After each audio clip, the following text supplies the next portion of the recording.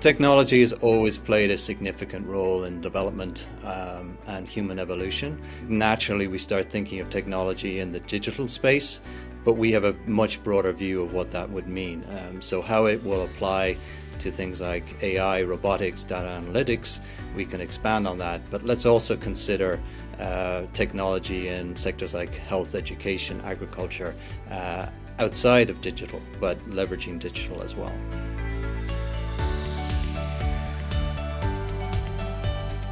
The private sector is crucial. I think over the last number of years, and certainly since the SDGs came along in 2015, the private sector has been acknowledged as a key actor, but there's been a significant convergence of actors who support human social development in all countries, but clearly in emerging economies and developing countries. We have to acknowledge that the objectives of the private sector will inherently differ from those of the public sector, the civil society, NGOs, and so forth.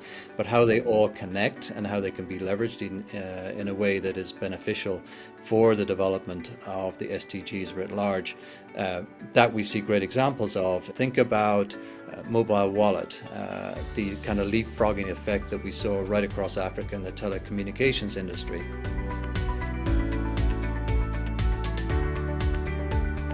So the 6 areas that we're going to focus on are human capital, digital government, digital agriculture, we've got decarbonization and renewables, smart industry, and smart cities. Now, there's a lot of scope in those 6 areas, and I think we could probably unpack any one of them and they would touch on multiple SDGs. If we go through to kind of smart cities, digital government, there's a lot of overlap there.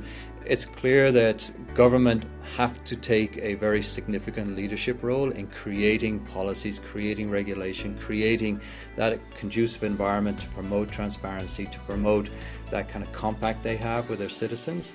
And then also for the private sector, understand what is the environment that the governments are expecting with respect to the engagement, the investment, the conduct of private sector actors. One I have not touched on yet is human capital, and how we really understand perhaps the regression in a lot of social indicators because of the pandemic. The World Bank just recently in the spring meetings were very clear that we have made significant regression across many social indicators, including human capital elements in the last number of years, and we are significantly behind track on SDG measures.